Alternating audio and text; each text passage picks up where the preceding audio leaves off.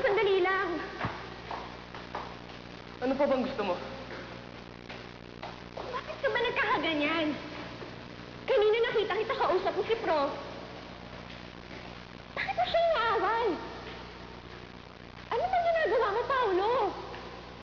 Huwag mo na akong pakialaman.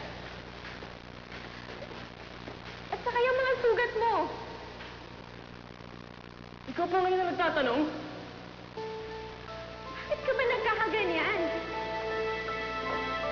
Dahil ba ito sa nangyari sa atin?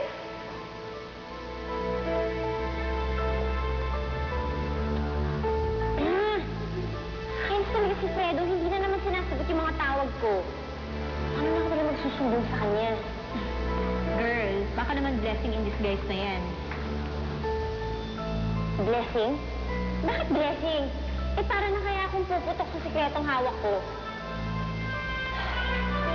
Kailangan malaman ni Fredo na si Ron ang kasabi.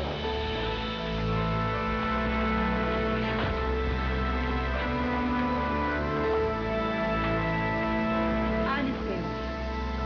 Saan kayo pupunta? Aba, saan kayo pupunta? Paolo, alam ko nasaktan kita. Pero, may gusto sana akong aminin sa'yo. Eh, maniniwala naman ba yun sa'yo kapag sinabi mo? Alam mo, nagdududa na rin ako dyan sa kwentong sirena na yan eh.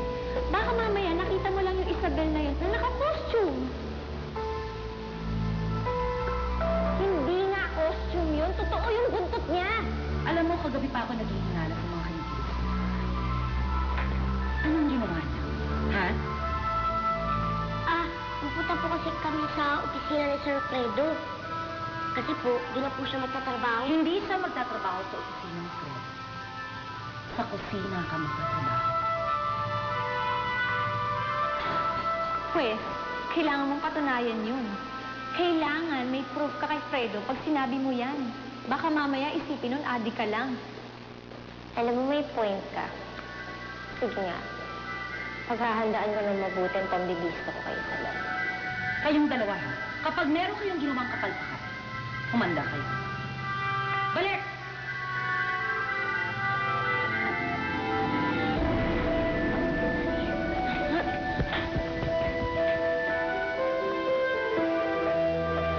Ayoko na siya namin. Kahit ano pa sabihin mo, hindi na ako magpapa-apekto sa'yo. Wala ka na sa akin. Paolo, makinig ka muna sa akin. Kahit ano pang sabihin mo, ayoko na.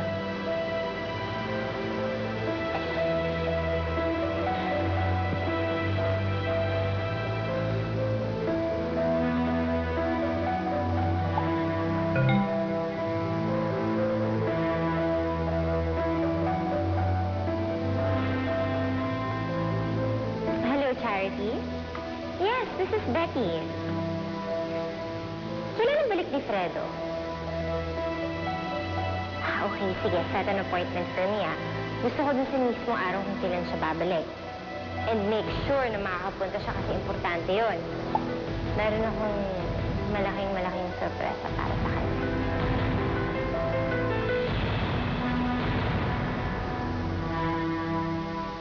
Enjoy, huh?